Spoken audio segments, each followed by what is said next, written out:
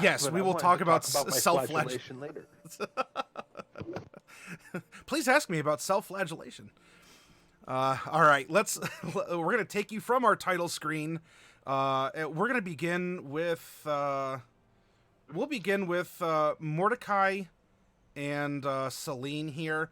It might be a bit of an easier recap, or at least if you want to get into some of the details of what you discussed or things that had gone on. Now, obviously, this is pre your hut spawning in this location, though.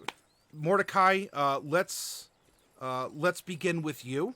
We'll go to Celine, and then we'll pop over to Bright and Jacob. Well, we're still going after fomorians.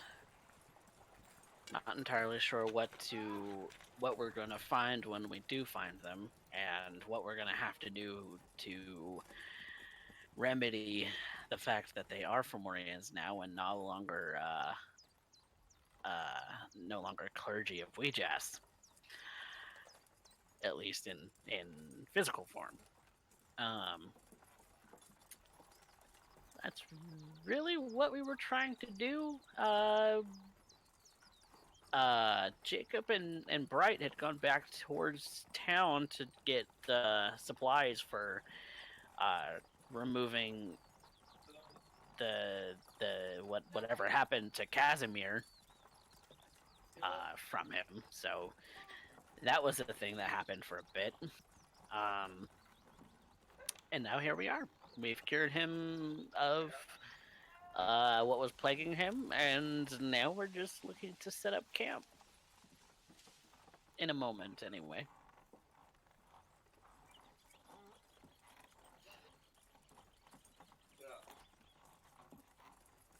Oh, I know I was muted for that, but for everyone in the audience, I said very well. Let's move over to Celine. Sorry about that. I was typing something in our own super secret chat on the side. Things are looking up. And if I must share as to why, if I have to give a reason as to why we're going after these fomorians, it's because they're the only ones with information that could help us remove the tower. They did a field survey. They're the only ones with the result of the field survey. So it's kind of important that if Jacob wants the tower to disappear, that we have that information.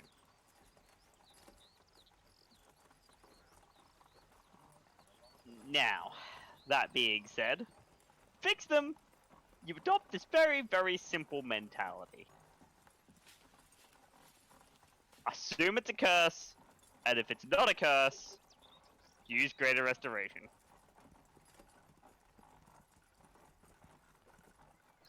Very well. Now, yes, Mordecai and I talked at length. You beat me to it. I was just going to ask you, Celine. I don't want to pry, but, I mean, how are things going between you two? We talked at length about various subjects, and I made it very clear that when I mentioned the dying bit, that I wasn't taking a jab at him. I was more thinking of the sand dogs and the dragon. Speaking of, we're gonna have to tell them about that, aren't we? Maybe? It's gonna come up as being important considering we're following the riddles.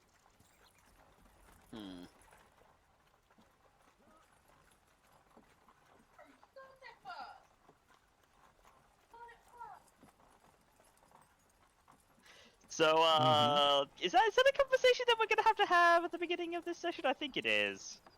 It may be then. So if that needs to happen, then we will cut over to Jacob, then Bright, and then we will we'll return back to this screen, and the party can ponder and speak as it has made camp for the night. Anything else then, Celine? No, that's it. Very well. Nothing else. Then I will take us back to Mask of Horns, as generally this is where a lot of the action around Investigator Jacob Stillwater's took place. Jacob, I know that we ended back with the others, and we certainly can, but at least with this backdrop, can you give a little bit of a recount of your thoughts or feelings, or is your mind even gone from this place? Are you just completely within this dark reflection? Where is Jacob right now? Jacob is in a... I wish to end up saying that it's most likely that Jacob is struggling heavily with the thoughts and the implications that would end up coming from, well, this fungi that has been produced and shipped out over into Mask of Horns. Fact of the matter is that shipping of Mask of Horns has ended up causing these Fey-like entities to suddenly end up coming in and taking over the minds, if not gouging them out completely, of the clergymen that we had found. To know that this infection has come from Green Shield hurts me greatly. And I'm not sure what to end up thinking about it at this point. I'm at a divide where my duty to, as an individual, as an officer of the law, goes to here dealing with matters as I find them. Emotionally, I wish to end up fleeing to Green Shield, facing off at whatever it is, and trying to deal with the infection that is currently spreading out due to the deliveries. It has already infected the temple, the followers of Weejaz, which the sisterhood has treated me here quite well. I am also heavily concerned with this chase of fomorians. Each step we take towards them, I end up feeling like I'm going further and further away from my own duties. But the people in Mask of Horns need law and order. They need a stern hand to be able to hold up the caving of the roof, so to speak. So that's where I end up coming in. Now I am following these adventurers specifically to end up assisting them in matters to be able to end up aiding, especially with this burning tower that has already claimed the lives of one, though unfortunately that would also involve one of the party members.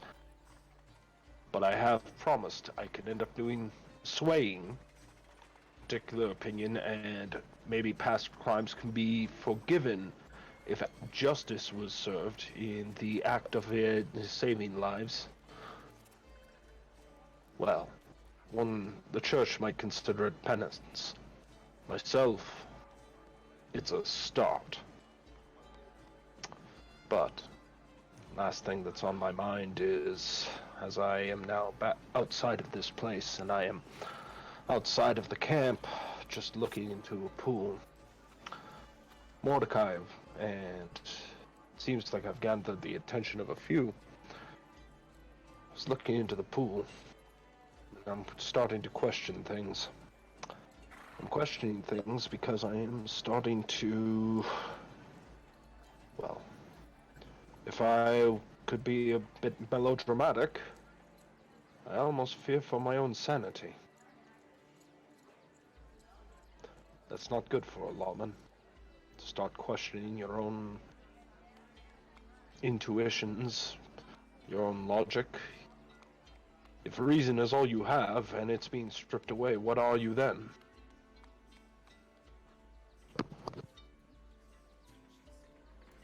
I suppose we'll find out, Jacob, as the world continues to spin and turn, but under which direction and by whose hand? Maybe we're getting closer and closer to the truth about that. Next, then, finally here, we will go to... Oh, you know what? I put the flying slide away. Well, we'll put you back out on the road here, because, Bright, you had taken off with Jacob, if I recall. And, what are your thoughts and feelings on the world, yourself, others? This is your little spotlight, right? Oh, good. It's funny because I don't really have that many more thoughts. At least more than I was just already thinking, which I thought on the side chat. I thought those things. That there's me at here in the little hut. This hut doesn't technically exist yet, but I mean, thinking outside of the time box, this is the hut. You just can't tell. And then at the other end, there's Jacob, and everyone's kind of stretched out from one end to the other. And I mean, it's sad that I'm on my end and he's on the other end, but that's the way it has to be, at least for now. And don't know. I guess I'm a little disappointed. Right word. But Jade wanted to protect him, but at the same time, it seems like it's him off almost as much as anything else. All he has is, no, I mean, he's got his ways of doing things, and that's all he has. He doesn't seem like he has anyone to care about. I mean, he does his duty. You know, he'll take care of someone because he should, but it doesn't seem like he has anyone that he feels for.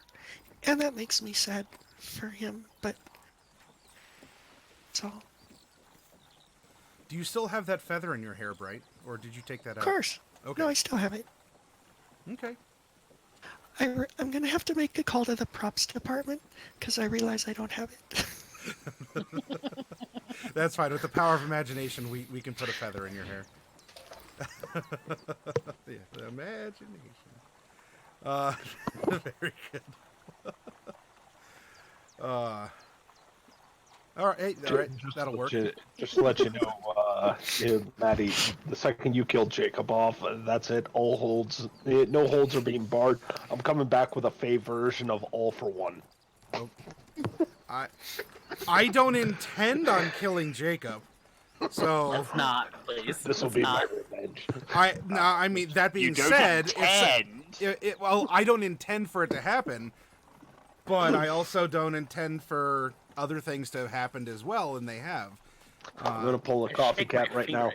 There, love you, Matty. there are mysterious forces at work, and I can only manipulate so many of them. Don't do it. All right, so we will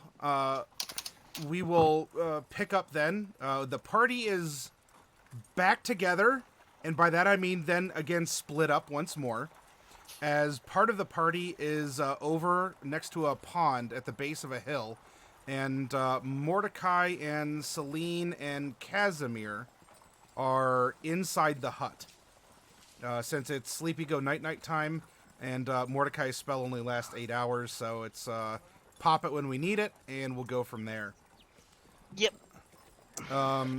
Everybody's in the hut then? Well, I'm presuming whatever you needed a hair or a fingernail or them to be close to you or something to attune, and then. I'm not sure where people are right now. I'm not popping it until everyone's ready to sleep. Oh, Yeah. okay. Well, then then you are by the place where you will pop it, because when we left, Jacob. Well, I mean Jacob was having a talk as well. I'm sorry. Oh no, wait, Mordecai. Yeah, you had wandered over that way too. Sorry, Yeah. I got that mea culpa. The DM had got that juggled. So, all right, everyone's everywhere, and you all pick up where you want to talk, and then we're gonna bring the team back together. Oh, if only for 8 hours. Yeah, you know, that's how it works, right? We work best as individual operators working towards a greater whole than as an actual team going in a single direction. Sometimes. Sometimes, yeah. We So are the exception to the rule. it's me and Bright over by the fire, Jacob by the pond, and Mordecai and Casimir between the camp and the pond watching Jacob. Okay. That's- Then in this scene, No is there argument with is that. there any more dialogue or things that you all would like to do here? Well, in the side RP, Mordecai and Jacob were talking. If we want to continue that, or we can continue where that's already finished, and we can start the tent. High or low? High. What would you prefer?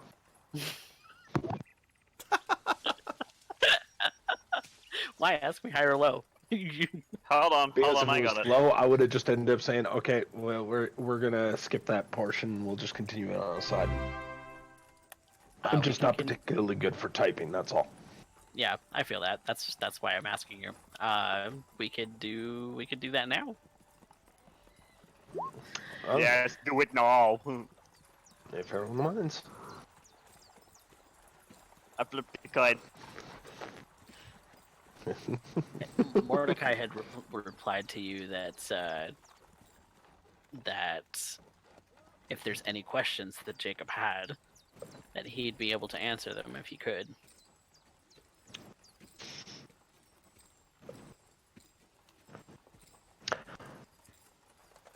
Jacob takes a moment to end up thinking about the questions being asked by Mordecai.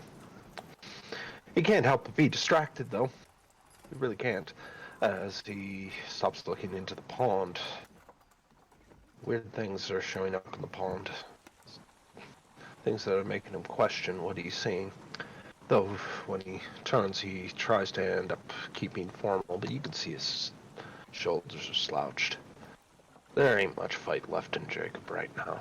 This investigator Stillwaters just seems tired. Might just be the long day that he's had.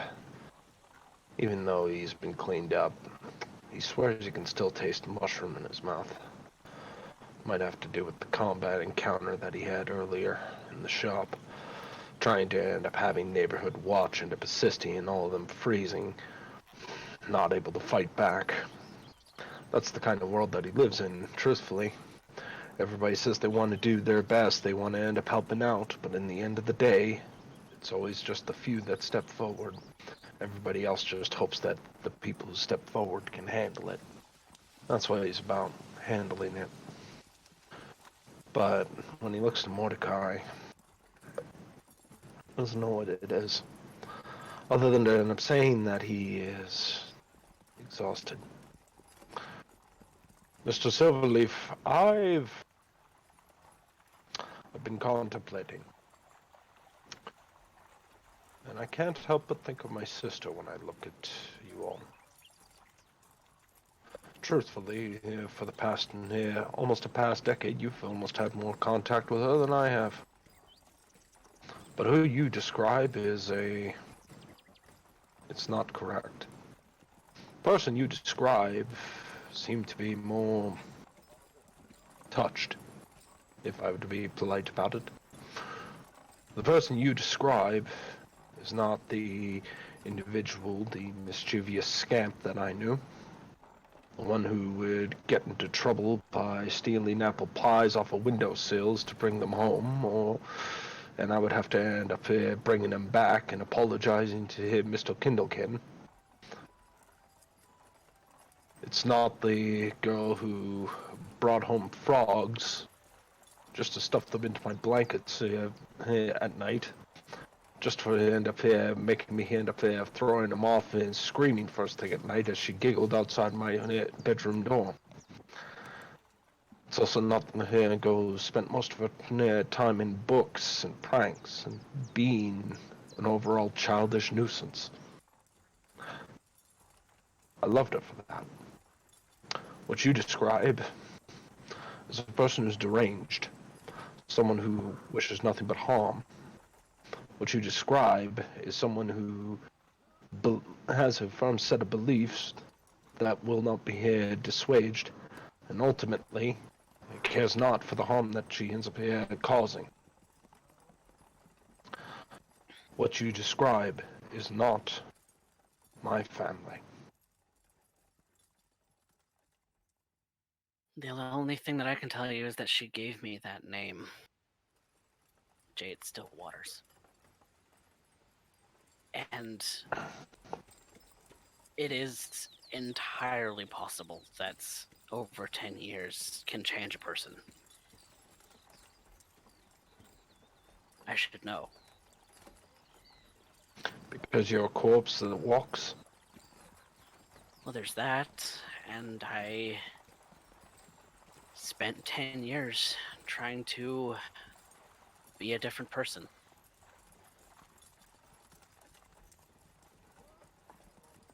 We can't help but be what we are, Mr. Silverleaf.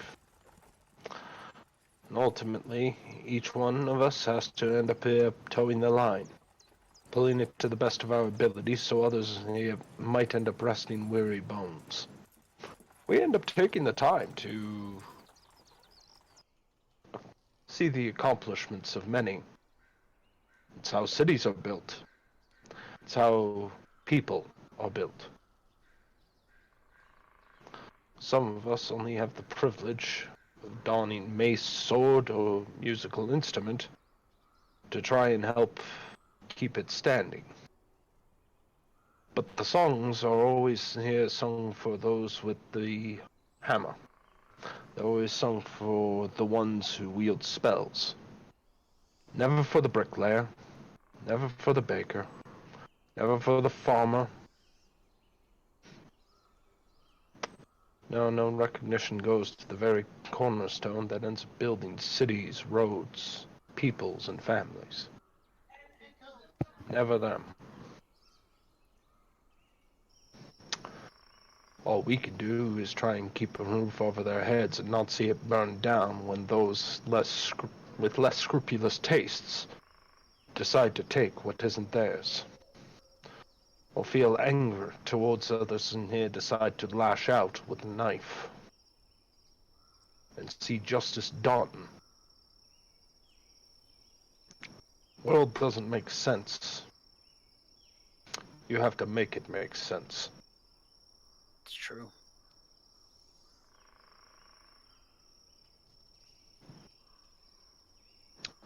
Nevertheless, I've had my pity party. I will end up here going back to camp, and I will end up taking a moment to rest. We will continue for this hunt of these estranged fomorians. And when we find them, I suspect things will go horrifically south. And then, once that moment is dealt, we shall end up returning with whatever installments or bits of wisdom that you are all intent on finding. And I trust that our agreement will be filled to the letter. I don't Well, see you why want not. the tower fixed, don't you? He turns as he ends up looking to Celine, who seems to have popped out of nowhere. Yeah, I'll have her walk up and say that. It's the only reason I ended up agreeing to this farce in the first place. Well, No. they're the ones with the info. It's just how it is. Very well, We then, let's suspect, anyway. Very well then, let's get to bed and get underway. I have little patience for wasted time or wasted effort.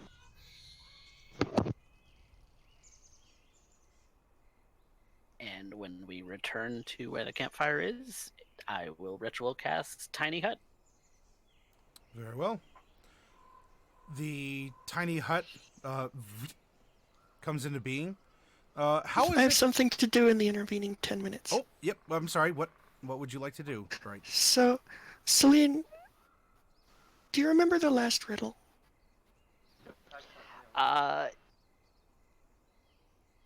Yeah. It was the riddle whose answer was death. Yeah, but I mean the actual text, not just the answer. The text, if I scroll up and look at... Yeah, I'm gonna need you to scroll up for that.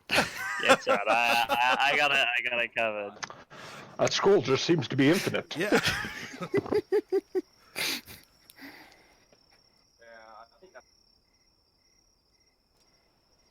If you need it, I have it, and a little voice can whisper in your ear. Yeah, if you could. Probably in cricket. That's Casimir. Well, not anymore. Was Casimir. Yeah, but I mean, Casimir, he's still not quite himself. I mean, look at him. He's fine. Maybe he'll be better tomorrow at some point or the next day. I mean, it really all depends. Okay, there we go. So, does this remind you of anyone? Like anyone specifically? It reminds me of Jarov.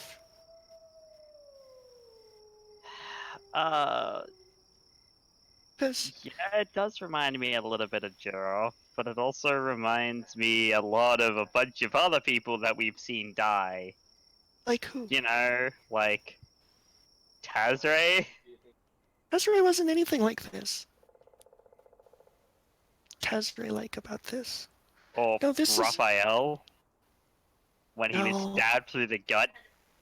Raphael. See, this is obviously an old man who's looking forward to death, and he's just, I mean, he's just to leave the world in a good place. Raphael, goodness sakes, so much background noise. Yeah.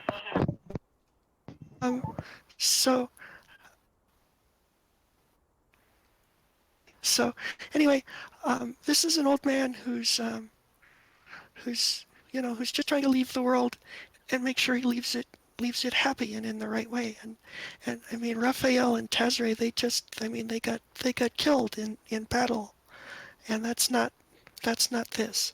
But it is Jarov, who really just wanted to get home and say his last goodbyes. And I'm wondering if there's any, but the thing is, Jarov's already dead. But you're a cleric of death, and I'm wondering if you have any way to talk to someone who's actually died. Well, it's really funny that you say that, because yes, I do have a matter so long as his jaw is intact. Well, I don't know about his jaw, but see, the thing is, he's all the way up in Browbeat. Browbeat, yeah, and I don't want to go up there and dig him up. It would be all ooky. And I'm wondering if maybe we could pool our magic.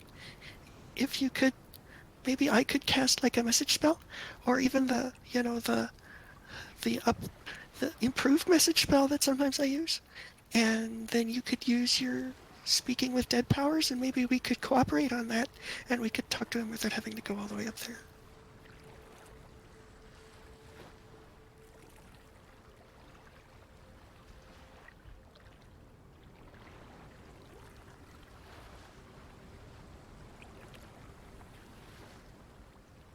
Celine's gears are turning.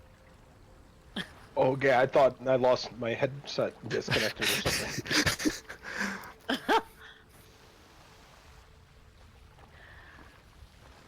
Mordecai would pipe up. I'm not sure that would work 100% while he's doing the circle. I'm not sure it would work either, but the thing is, we're going to be stumped on the riddles until we find someone that fits this description, and he's really the best one. Dig him up. First, it's insulting to the dead to dig them up if you don't need to, but also it's really far, and We're I going don't to wanna go there. need an amazingly long bit of magical string. Well, I That's mean, how that's this works, what right? she was That's what she was thinking, but But where do we get Should two I- magical plastic cups? My question is this: can I roll an Arcana to see if that even has like a snowball's chance in the 9 hells of working? I don't see why not. I won't stop you from rolling an Arcana. 21. Magic is an interesting thing. Spells came into being from somewhere, presumably from nothing. It could have easily been manifested when a gnome persneeped and just said the right syllable at the right time, and it caused some sort of a reaction. Spells have combined and done interesting things, especially if you are in a wild magic zone or you have access to wild magic somehow, as that seems to bring about the raw stuff of magic and just have magical effects occur.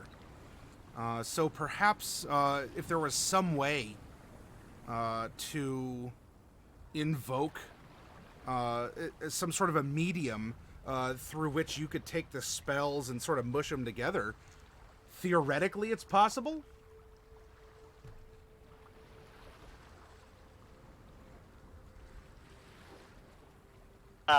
I have an idea. I think so, but where are we going to get a bucket at this time of night? Not a bucket. We need something that can melt the two spells together, and I've got just the thing. Oh. Celine is going to go into her pack and dig out a skull of crystal, and she's going to hold it up. She's like, wild magic crystallized. Yep. So I think we should. I would like to practice. I would like to practice working with the skull of Norlai.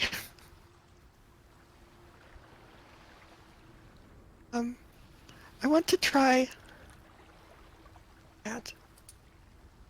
I want to do that. Seems absurd. Yeah, but magic. I don't want to do that.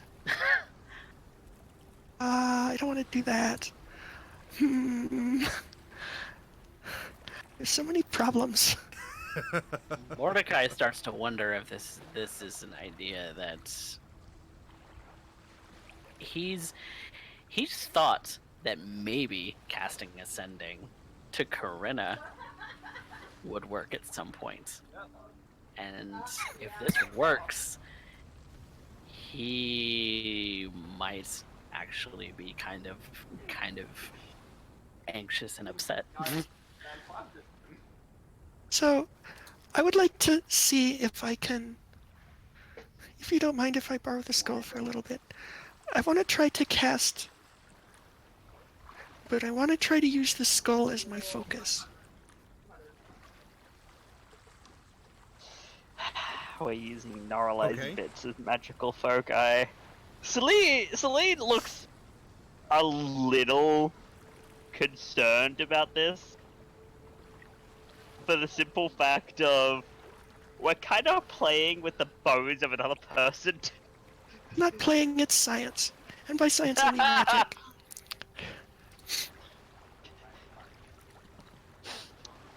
Oh boy.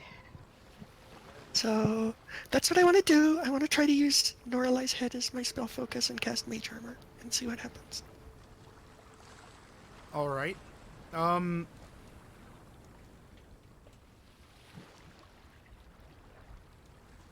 Make an Arcana check first, Bright. Okay.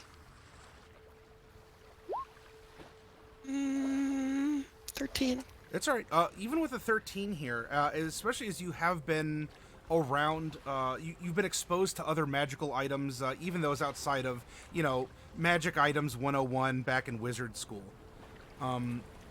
While this seems to have the properties of a good focus, there's just something that you're going to need to spend about an hour to perhaps attune or to get to know the skull in order to make that connection, to have a more a closer, I don't know what the right word would be here, just you were attuned to this implement in order to really cast the spell in a way that is putting you a little bit closer to a sorcerer, as Norlai was, that your magic is known to this thing as you are as it is known to you. And so I'm not saying you can't do it, but it won't just be give me the skull and cast. You will need about an hour of downtime of meditation, contemplation, of study of Norlai's skull. You can even talk to her if you want. But you need about an hour to attune to this thing before your wizard senses would say, all right, I think I've become accustomed to this magical medium and to go forward from there. Oh, I would be willing to do that. It's not like I'm going anywhere. Okay. And I'll have to sleep in the morning. Okay, are you staying in the hut to do this, or do you want to, like, I don't know, go outside, like, be private behind the rock or something, or... I think I should do it. Unless people are going to pester me, I think I should stay in the hut and do it. Okay. There's no reason to go outside. Any objections, then, to Bright holding, possibly talking to, or petting the skull? Several, but unfortunately, every time I end up objecting, it doesn't seem to do diddly here. I would find it concerning, and weird. But wizards. I'll be making sure that she doesn't defile the skull. Okay. I'm drawing the line when she starts licking the eye socket. I don't think I would do Yeah, that. no, I draw a line there too. That's disturbing. I don't think I would do that. Unless Mordecai objects, Jacob, I actually think you found a line in the sand that none of them are willing to cross. So this is your bargaining point. You start here, and now you ratchet it in to where you want it to be. Well, see, right? The thing is whilst I am not as uptight as Jacob about the fact that you killed a person by making him walk into fire, you did still kill a person by making him walk into fire. So I honestly don't know what it is that you're capable of at this point, or what you might or might not do. And One wants to have God self-immolate, and the other is having personal relations with a corpse. I mean, it can't get much more buggered than this. I mean, if you think about it, which of us is more likely to do naughty things with a dead person?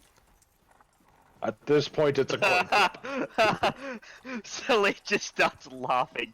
And Lee just starts laughing. It's like, that's a very different set of circumstances, and you know it. And He has a soul and can consent. The skull cannot. So, I've really mastered the single entendre.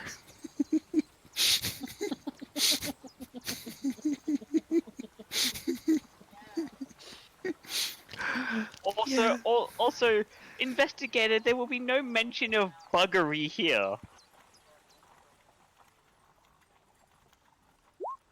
That can...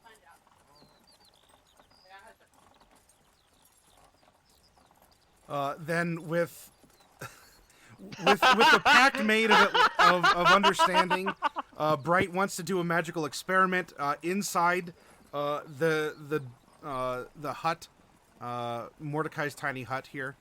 By the way, what does it look like from the outside, Mordecai? I haven't really had much time to kind of really make it anything other than just a like magically mundane shelter, in that I can maybe make it look. I can maybe hide us from the outside. It's still see-through from the inside. Yeah. But the outside of it simply looks like the color of the terrain. It's a solid dome. Okay, well, fortunately, the night does a very good job of making most everything the same color. You might run into trouble. Well, actually, you won't, because you really don't have to sleep, so you can adjust it as necessary. So sure, the outside is blended into the same darkness, as it's a cloudy night. There's no real moon or stars to light things up, and so it is as light as anything else. That's to say, it's not. So the hut goes up, the skull comes out, and you all can The nice thing tuck The yourself nice in. thing about it is it kind of has a nightlight effect on the inside, Yes. so that Bright can read something if she needs to. I think you even get temperature and humidity. This is actually Yeah. very cozy. It's very comfortable. It's very nice. It has a nightlight effect on the inside, and it's opaque from the outside. So, Leoman's climate-controlled hut. Yes. mhm. Is it really camping though? I, that's what you say to all your relatives who take propane stoves and water filters and an RV out into the parking lot by the state national or the state or national park. Is it really camping? But anyway, It's Mordecai's version of camping. It's so much better than the circus. Glamping. Mordecai, but is it though? Did you really? Here we go again. All right. So the hut goes up. Everyone's tucking in. Beyond your study in particular here, Bright, are you? Is anyone staying up? Is anyone else reading or doing anything? Or is this Mordecai is always awake, so Celine, you sleeping? Well, at least after you watch Bright try and understand the skull.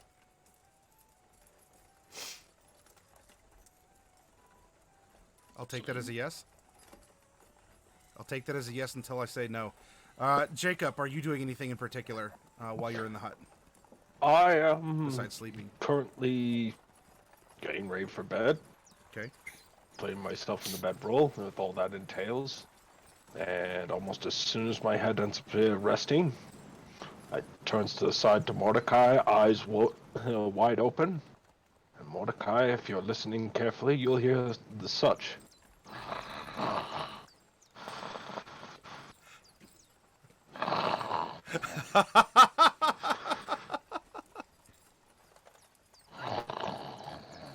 close his eyes. You sleep with your eyes open. That's creepy. You can never be caught unaware. So long as That they doesn't think you're keep you aware. from sleeping. No, but it makes other people here think that you are aware. Now stop disturbing me. I'm trying to go to sleep. You touching me in my sleep just feels really inappropriate. Takes a moment, stretches out, pulls the covers over, tilts his head right towards Mordecai. 2 seconds later. I just flew over to Celine. That's fine. All right. So, Jacob, are you still in your armor by the way? Nope, but I didn't think you wanted me to describe how he sleeps as usual. Oh no, we Experience got that lesson on the beach. I just wanted to know if you were in your armor or not. Okay, Nope. no, that's fine. Nope. That's fine. He needs his personal freedom when he sleeps. Understandable.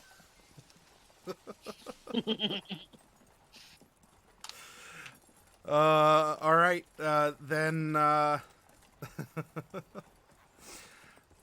Mordecai, I guess you're on watch, so to speak. At least for the first hour or so, Bright is going to be, kind of working her understandings, her machinations, her arcanas, to try and further understand, get to know, or try to just, can this even work? To think, to reflect, and she's doing a lot of reflecting because even with the kind of the low light here in the tent, just Norali's crystalline skull just reflects Bright back at herself, from many different angles and such.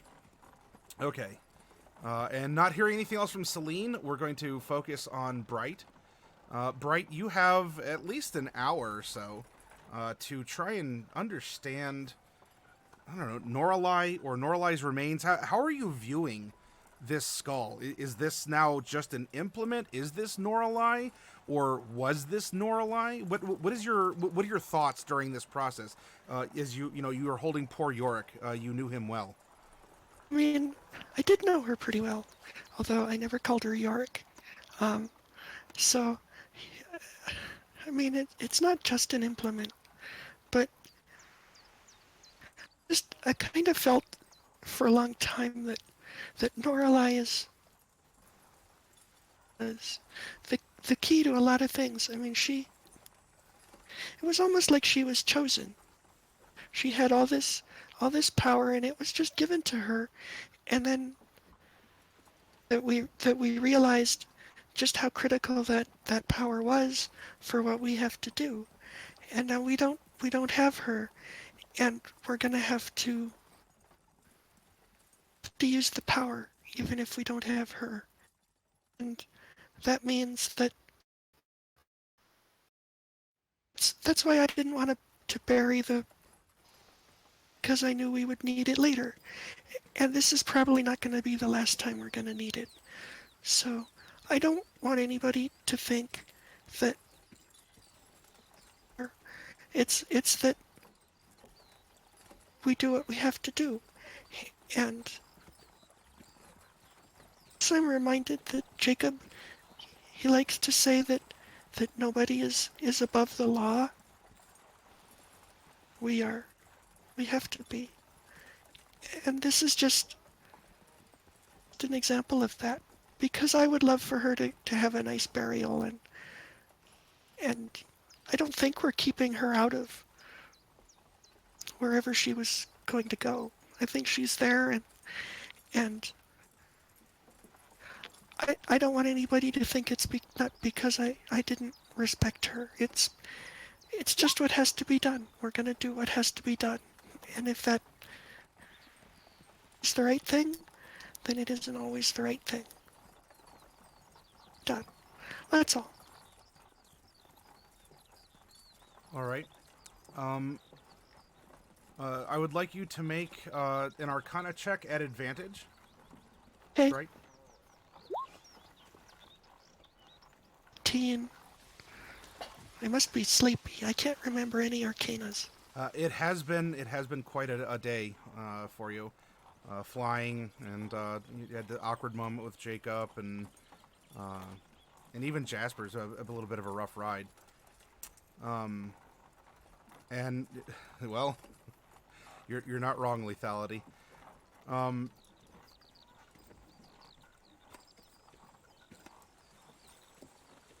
Whether this is simply a mundane psychology of understanding what you're doing, explaining it to yourself, rationalizing something that perhaps seems irrational, then again, we're talking about magic, or through magic as if it has its own set of rules and it's not just a silly thing that we all make believe.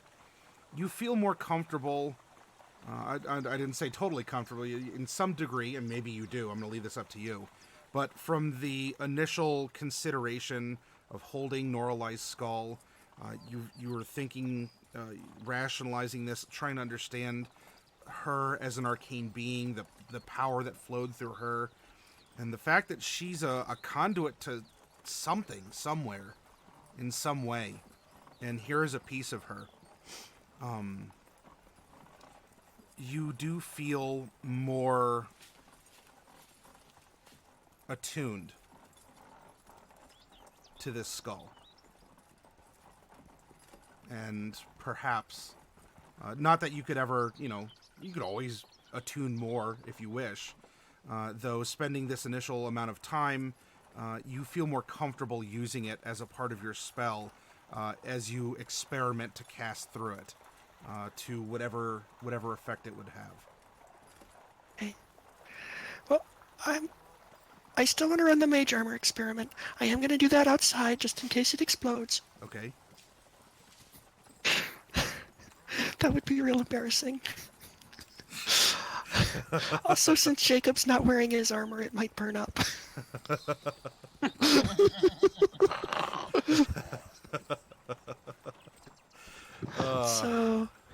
So I'll take the skull outside and try to use it to cast mage armor, and also see if I have the ability to unleash a wild surge, just because I want to if I use the skull. All right. Casting mage armor. Casting mage armor is going to manifest as it does. Your skin takes on a violet hue. Though your hair still stays pink. Good.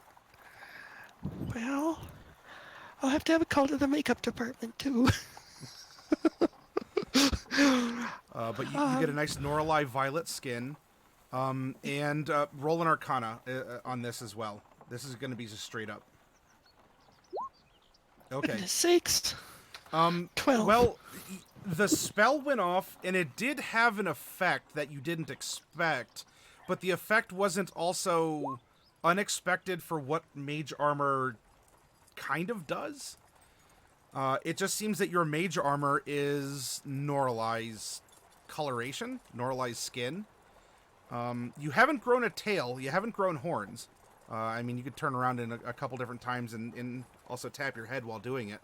It's a fun little dance, but you're not manifesting her in that way.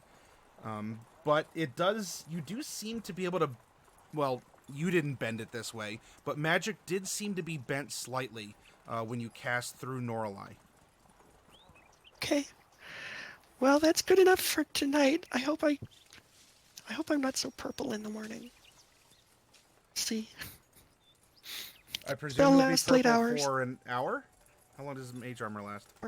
8 hours. Oh, all right. Well, then, we'll see. Okay. Okay. Well, I'll go back in the hut. Luckily, I can walk through the hall. And, All right. Yep. You go in.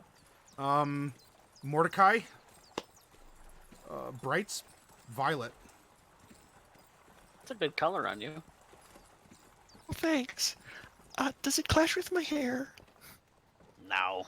Okay. Sometimes, it really depends on the exact shade if purple and pink go together. Because sometimes they do, and sometimes they don't. That's So- true. I should know. It's true. Spent a kinda lot look of like a time mushroom fine-tuning person that today, emote. so- Yeah. It's just been a weird day. Yeah, this has been one of the weirder ones. And coming from us, that means a lot. It does. We're Chroma Company. Yeah. Color's what you do. Just a little more chroma than usual right now. It's never a bad So thing. anyway, it looks like the skull is kind of working, so that's good news. All right. And the jaw's still there, so that's good news. And we'll see if this works in the morning. But I'm gonna go to sleep now. I'm gonna probably sleep in a little, so when the hut disappears in the morning, don't disturb me if I haven't woken up yet. That's fine. At least someone else can make breakfast. Okay, that's all. Good night. Okay. Good night.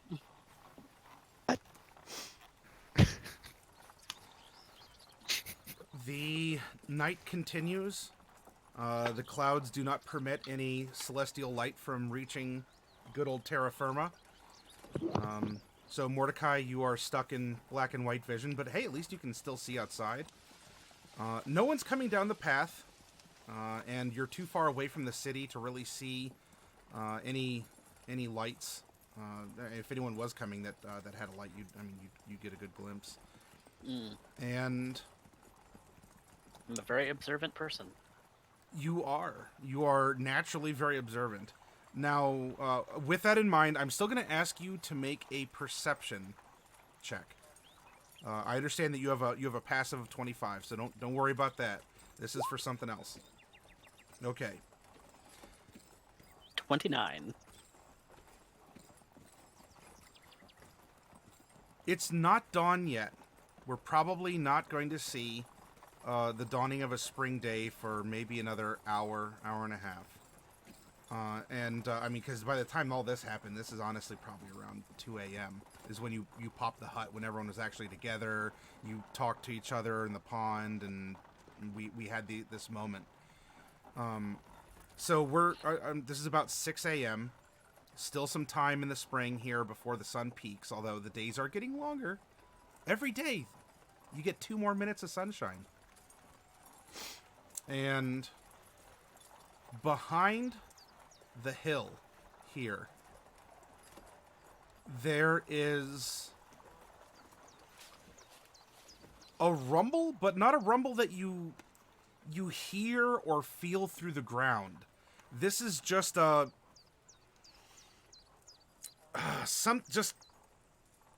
it would be like experiencing bass without like hearing it. Like you just feel something in you tremble, and your mushroomy eyes are drawn here as the clouds are lit up from below with a nice, like a soft light blue, which would almost be the color of maybe like a summer sky.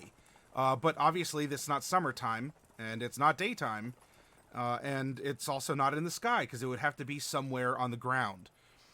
Though the clouds do have a glow underneath them of like a faint color, and you do see some dark shapes kind of rise up. Your dark vision doesn't make the dark shapes any clearer, but something just seems to just peek from behind the hill, and such that it sends like little beams of light that kind of ride and illuminate the clouds from below. Have I ever seen anything like this before? Yeah, in big cities, at night, especially during festivals when people have all sorts of lanterns and fireworks and magical or mundane. Something like this, this would be coming from a great source of light, like a big city or a fireworks display or a festival. Even if none of those are being held, you can have a small town like your band or your performers. You probably went to county fairs, kind of an equivalent. And if all the counties getting together and they're staying up past 8 p.m., oh goodness, then the farmer folk sure know how to have a hootenanny. And so even that can, light, you at least see that they light up the trees and maybe if there's some low clouds or fog on a nice autumn festival that you've played at, like some sort of a harvest festival, you'd get similar effects. But something like this, Aurora Borealis, contained entirely in your kitchen? No, you have not seen this before. You're out in the countryside, and this is, to have that happen is implausible.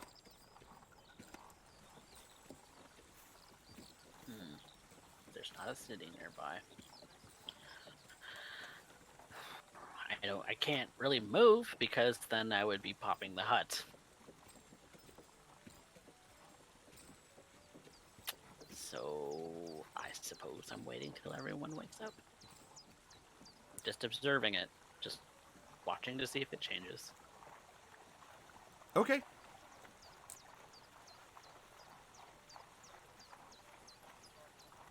"10 minutes, 20, an hour goes by, and make an investigation, Mordecai. You can make this at advantage, as you have time. Time to watch and think. 16.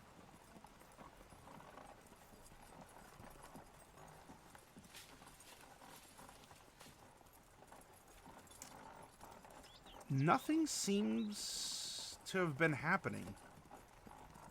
Time has passed. The sun should be, peaking. Just, if not just over the horizon, maybe a little bit more. Again, you're supposed to get a little bit more sunlight every morning. The clouds are still there. Still night. The wind does seem to be blowing through the grasses in the fields. Everyone is moving and snoring, but this doesn't seem right.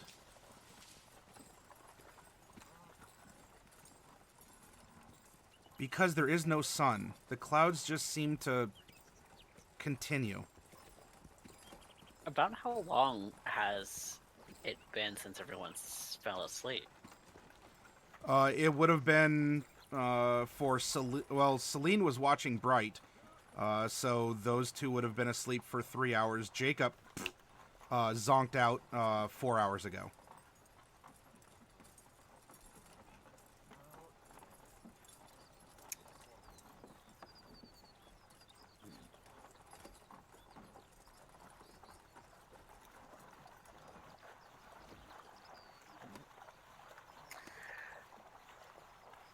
Nope.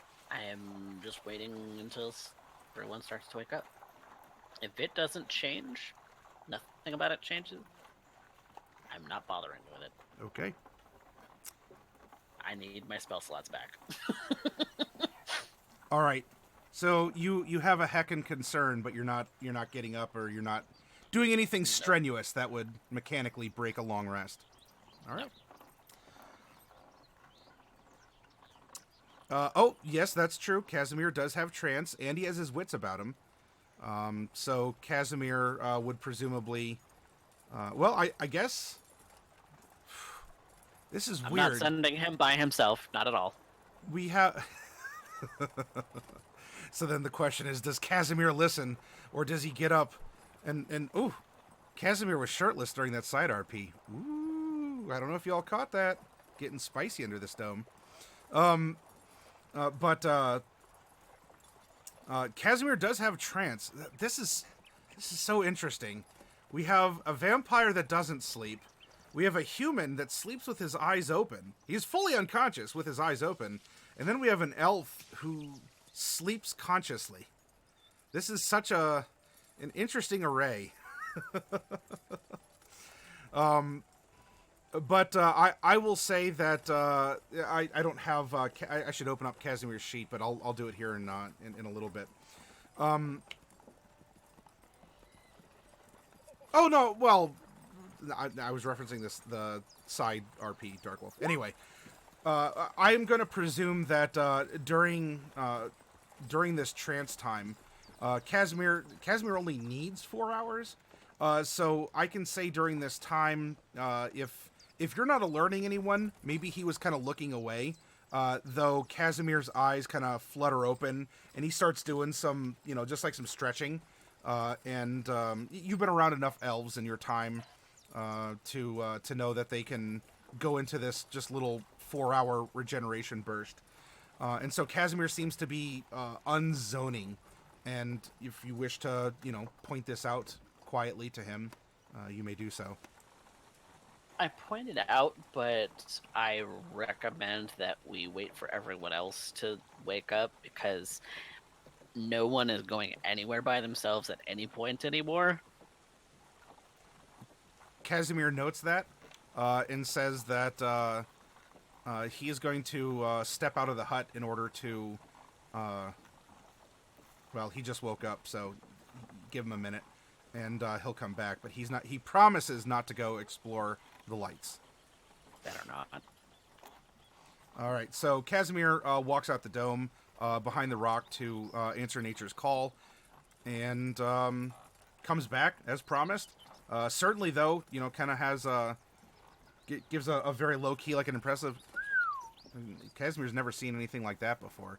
There's some tricks that he talks about, that Casimir talks about with the light playing off of the sands in Aslandia, kind of like when it's just peeking up and you get like a cool reflection. So while there's not a city, it sort of bounces off the sands, and if you ever have a cloudy day in certain parts, it can create a similar effect.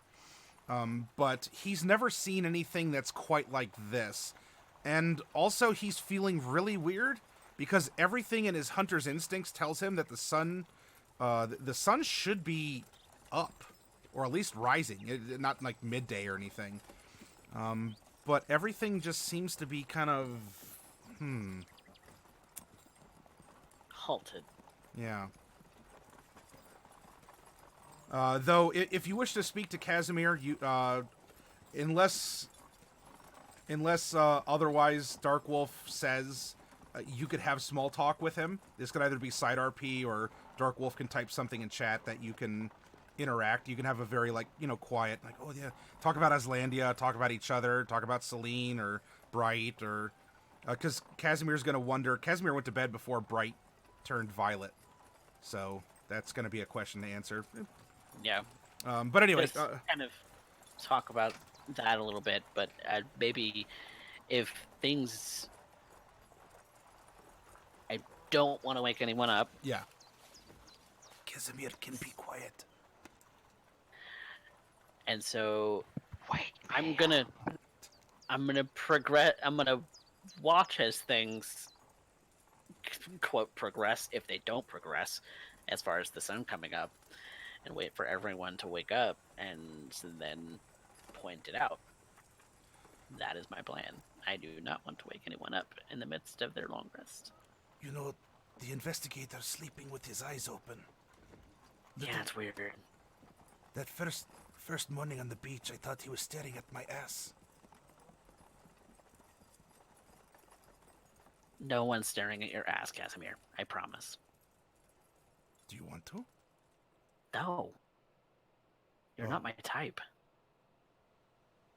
Well, who is? Her? Well, yes. And we can have some And I- filler, some guy talk here. Whispering, holding flashlights under the blanket. Oh, it's a Casimir Mordecai sleepover. All right, so some... Being unconsciously supervised. Yeah. That's right, your chaperone is staring at you even though he's unconscious. All right, so several more hours are going to pass, such that at least the minimum 6 for Jacob and you, Mordecai. I mean, because you kind of started resting when you stopped doing strenuous things. So Mordecai, Jacob. Well, Jacob, if you want to sleep in, I don't know if you have an internal alarm clock for a certain hour of the day or a certain time. I have that passes. discipline. It's better. Okay, so you're waking up after at a certain time or just after 6 hours of not moving? Yep. 5 o'clock in the morning comes early. Better get rested. Okay. By 5 o'clock in the morning, you would have slept only for a couple hours. So you might naturally wake up, but then... Minimum 6. Huh? Minimum 6. It's just me poking fun at the idea that highly disciplined individuals tend to end up having this stupidly early morning. Oh, They're yeah. already on the parade ground at 6. No, that's fine. Like, Jacob, you might instinctually even sort of... It's not going to break your long rest, but you might actually kind of wake up and actually put vision in your eyes? Or, I don't know, however that works. And then... What time is it? Mordecai just says, get back to sleep. You've only been out an hour. The sun's not up yet. But anyway, so Jacob, you'll get your 6, and you can wake up. You can get dressed, answer nature's call, start breakfast, do whatever it is that Jacob does for his morning routine. At least when he's out on wilderness patrol. I'm sure at some point in time you were a trail guard. Maybe that's how you got some of your start back in Green Shield or something. But you start your morning. Celine and Bright are still behind you. And as you get up, Jacob, you look to the hill, and not only is the sun not up, there's also just a dark shape or shapes on the hill horizon, and some light is being thrown to the underside of the clouds. The clouds are still kind of roiling and passing. The grass is still fliffing in the breeze. Is anyone else seeing this? I do. It's been like that for a little while. Unchanged. I, after thorough investigation, need to go get some clothes on. Be my guest. That took thorough investigation. Look, if it's early in the morning, sometimes you got to think one thought at a time. Really, though. You I got to don't work know in. how the rest of your races do it, but fact of the matter is for us humans, until we end up getting our 4th cup of coffee in the first hour, we might as well be orcs. It's true. So another hour or longer. I mean, if Celine or Bright want to sleep in, I'm not going to force them to be up at after only 6. But another hour passes. The sky is the same. The grasses are the same, and so we would be in hour 7 of your dome, Mordecai. Since you put it up, but there was that hour delay from studying the skull, and then so we're in hour 7 of Mordecai's tiny hut. Does Celine or Bright wake up, or are you being sleepyheads? Bright's being a sleepyhead. Celine's being a Bright sleepyhead. told me not to wake her up until she woke up. Yeah. So. Very well. We're in hour 8. The sky is the same. The grasses are the same. And your dome, fizzles. It's still outside of your temperature control. It might get a little chilly because it was the winds were blowing. It was overcast, so there wasn't really a lot of heat in the ground to still rise up. So it goes back to how it felt right before you went into that nice climate-controlled hut. It's not freezing. It's not threatening snow, but it is definitely, colder.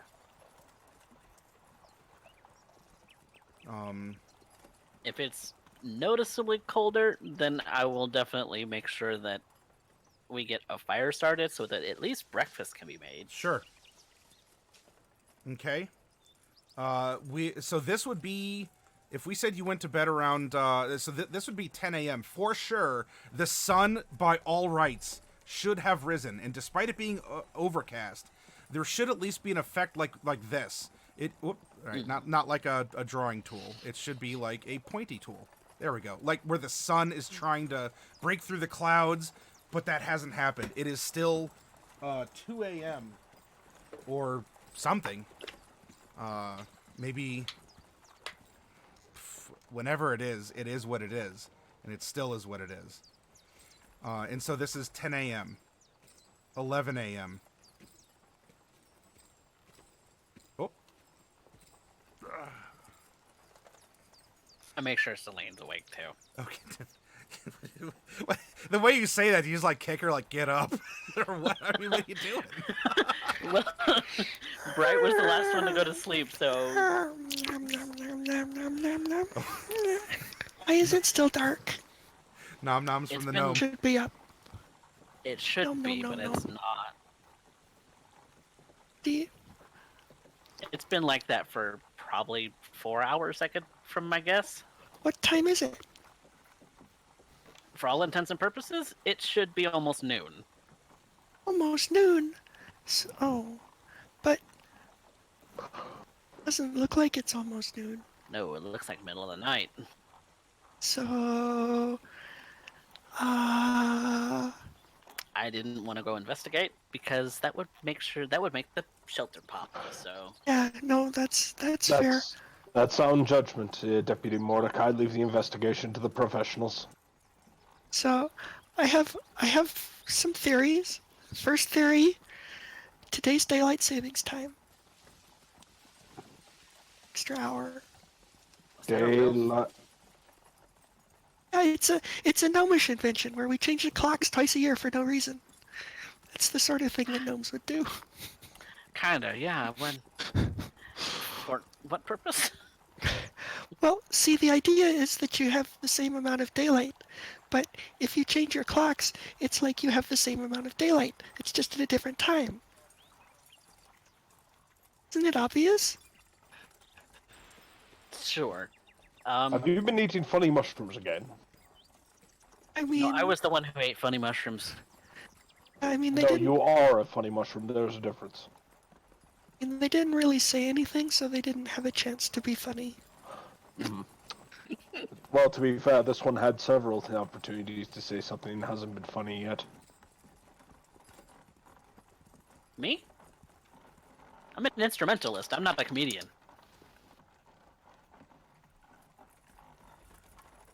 This audience is impossible. I'm going off to where the investigation is.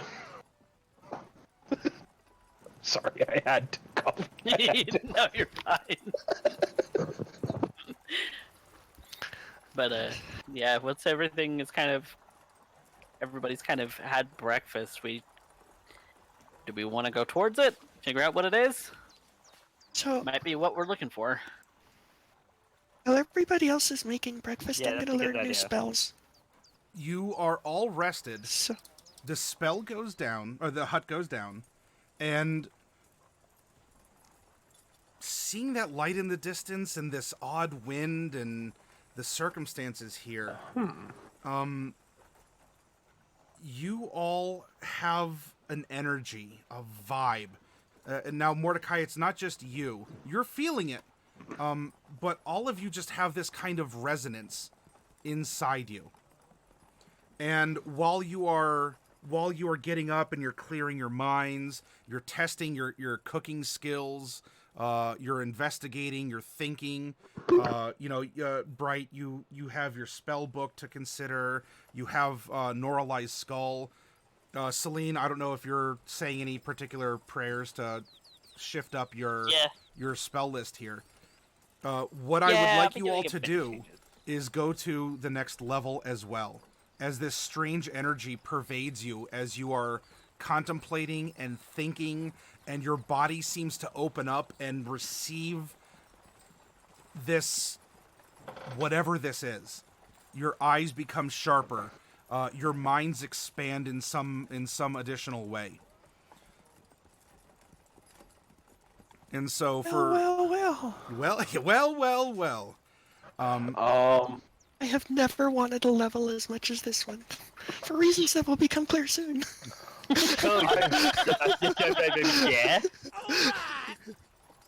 I was not prepared for this. That being said, I would like to make an observation. If I end up taking a step forward, step off the grass, and observe that footstep, does the grass seem to reset as though the footprint never existed? The way, real quick before I answer that, Fiara the Tank Girl, thank you very much for the raid, and for everyone who came with you, welcome. Hashtag the Bard's sword is two-handed. I feel like every time you raid, this is a secret, like we're at like a train depot in some Eastern European country, like we're wearing sunglasses at night and a big trench coat, and, someone kind of walks up and goes, the Bard's sword is two-handed. And then I have to, the Bard's sword is two-handed. And then we both agree and we swap briefcases or something. But thank you very much to Tank Girl and everyone who came over. You are always well received here in our roleplay channel. You came at a very interesting time where, time might be frozen, ? And as well, the energies that are causing this weird magical what's-a-madoodle, official gnomish word, seem to have empowered the group. And so they are currently thinking about how they would like to proceed to the next level. And Dark Wolf, obviously, you should do the same. Our bard is a halfling centaur.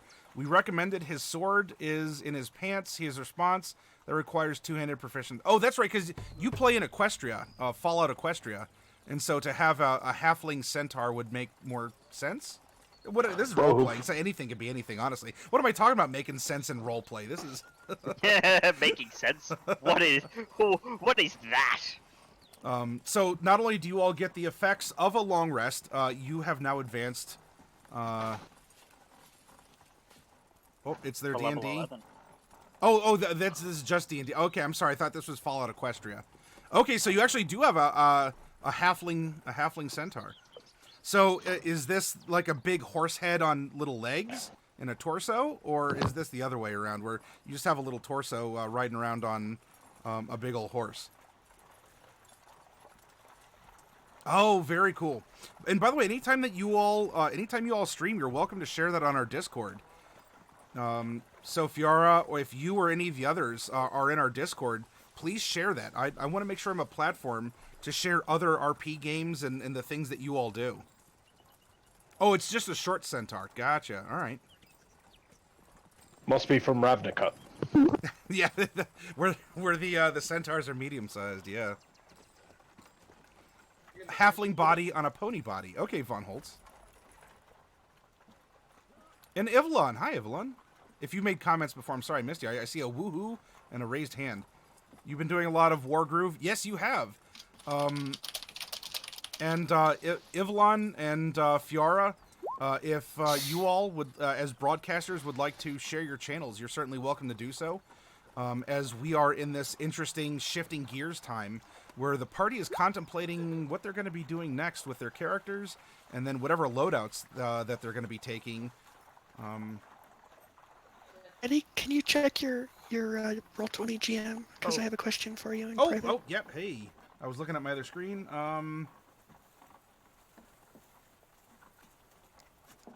Let me. That's right. I have a question for you too.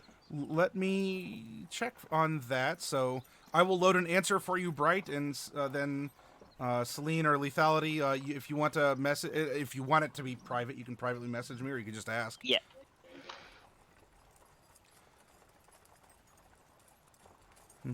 Let's see. DM rulings are fun.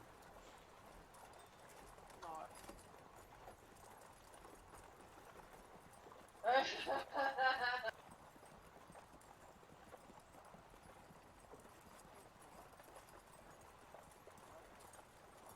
had not even thought about this level, to be fair.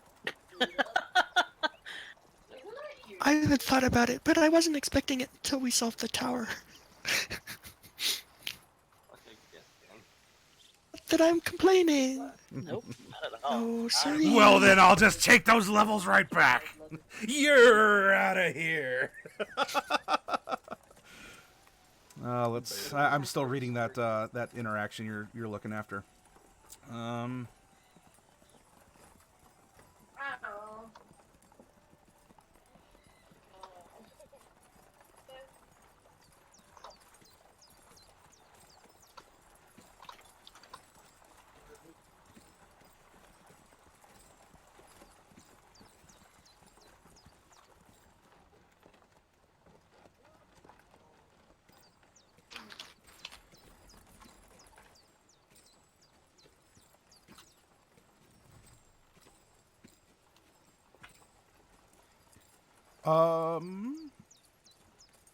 I would say yes Okay. to you, Bright, because it's it looks like you get to choose in the opening sentence of the spell. You get a couple options, so I think that would. That's how I'd roll it too. I Yeah. just didn't want any. Yep. I didn't want to have a rules argument if I needed that. No. That's hey, let's take care of it now. And if for some reason I made a blunder and this turns out to just be like, I don't know, story breaking or something, I doubt it will. But then we'll revisit it, or whatever. I'm very open minded though. I would rather you all ask, hey, can we pineapple pen our spells together, or can I meat puppet Casimir when he's been brain derped? All this stuff I love, and I'll be happy to roll with it as best as I can anyway. Try to stump the DM once per session. That's the true spirit of the game.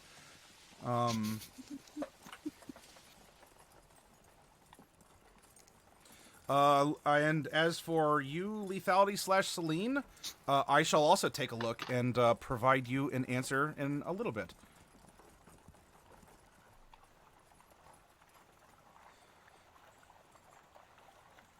Oh, Fiara, have a great night. Thank you for sharing your channel. And tomorrow is a Fallout Equestria RPG. Hey, Mr. Wolfie, welcome. Necro Cleric, welcome to you as well.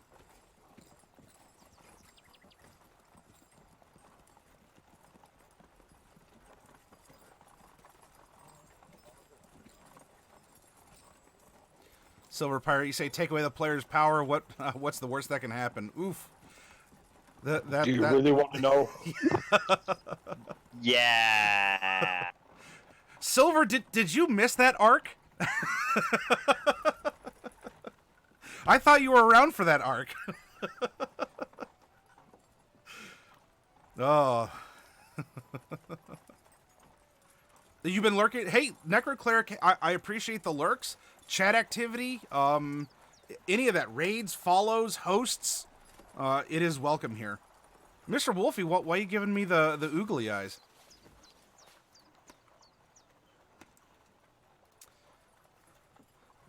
Also, I want to put on some music here.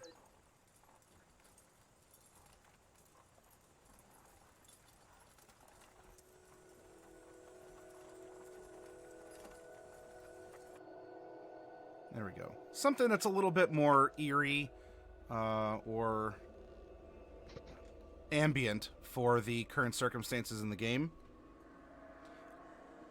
Oh, the dome. Mr. Wolfie, this was a Leomin's tiny hut that I drew in a nice Mordecai blue.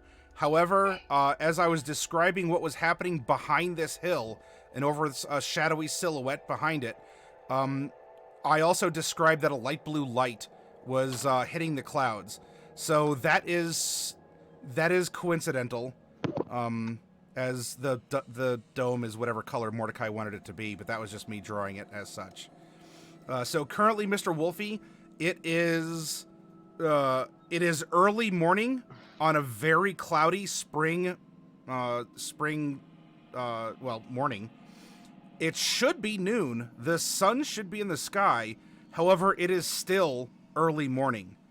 The clouds are roiling. The waves of wind are sweeping over the plains.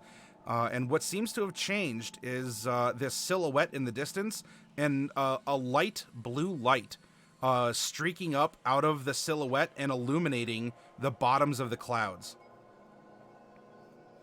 After the party has woken up, they have refreshed themselves and they're preparing for what might lie ahead. And a strange energy is sort of roiling over them and has caused their minds and bodies and senses and skills to expand and grow, which is a way for me to say that they've also leveled up. And right now they're currently looking at their characters, determining what they wish to do, and then also determine their spell suite or whatever else that they're going to be taking with them on this day? ? And then I also have a super secret question, shh, don't tell anyone, that one of the players has sent along to me that I must provide a clandestine answer to. I'm playing that up. I'm very, very much playing that up.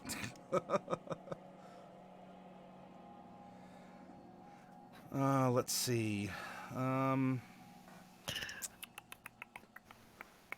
As a DM, if a player ever asks you a question and you don't know why they're asking it, you should always be very afraid.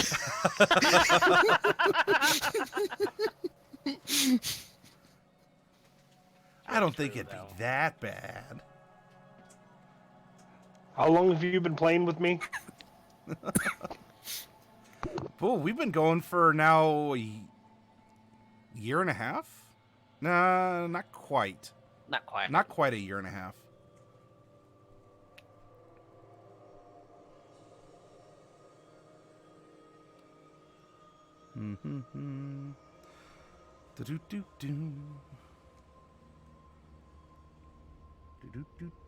We have been going for 1.25 years almost. Next week will be our 1.25. 1.25.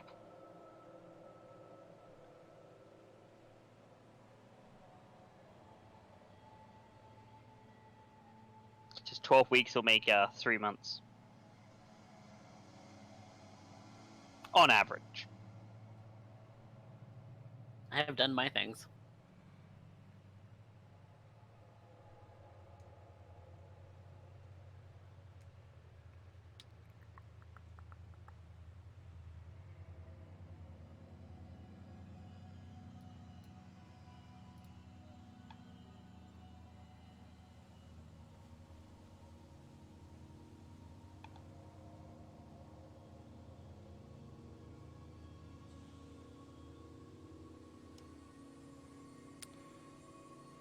One more second here is... That's in another book, correct? No, it's all PHP. Oh, yep, there it is.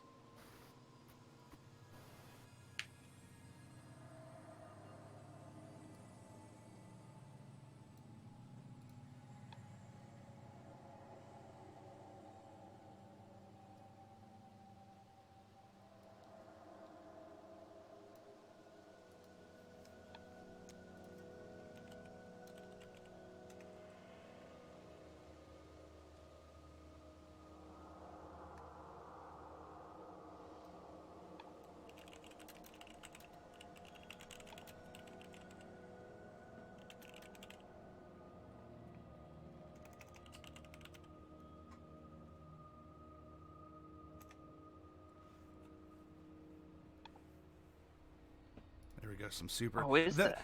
We're passing digital notes around the table, everyone. So you got to watch out for that. Ivlon asks, do I have an end in mind for the story, or is it just going to keep going? Curious because I'm asking DMs about campaigns and whether or not they plan ends. Yes, Ivlon. The story was supposed to have an end about a year ago. But that didn't happen. I'm not complaining. There is an end to the story. The story will have a conclusion. It will not go ad infinitum.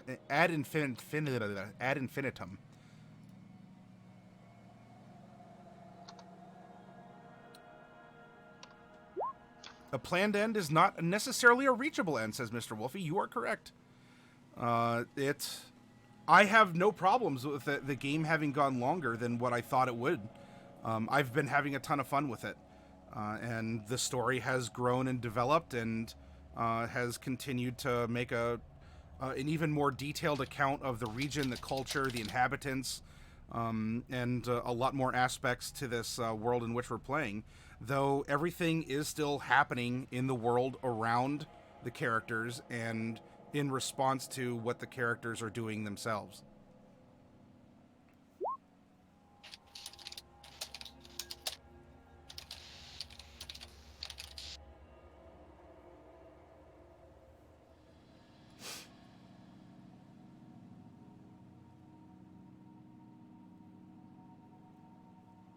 Continue along without me. I'll figure out this last little bit. Okay, I'm ready. I actually spent more time picking my spells for the day because I already knew what I wanted to take and level up.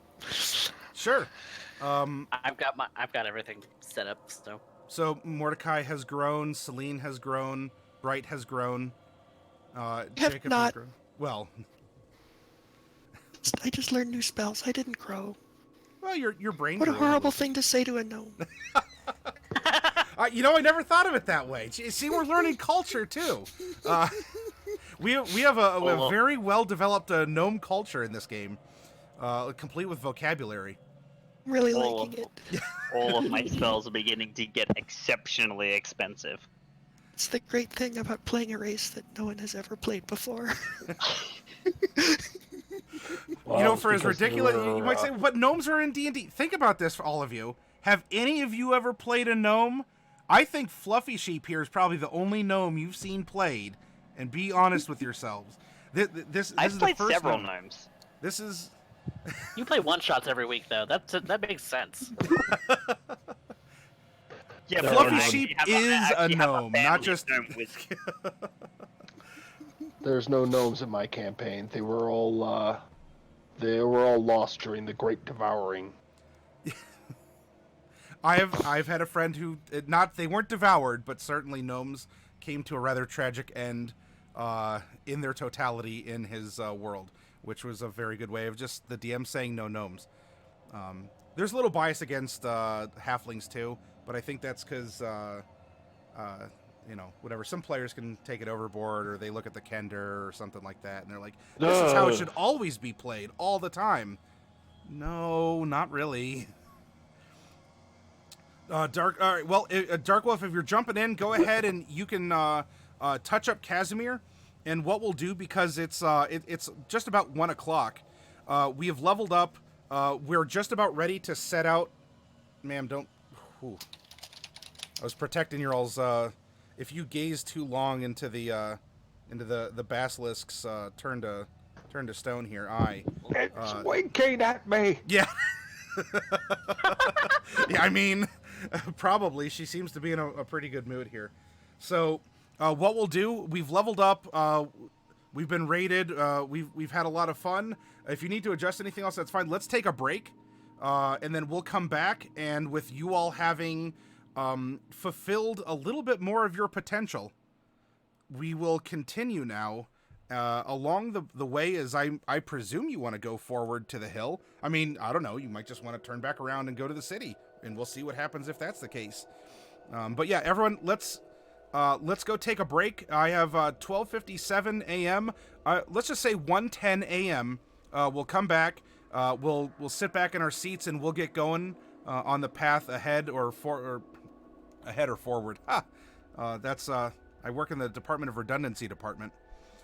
So yeah, 1:10 a.m. and we'll be back with it.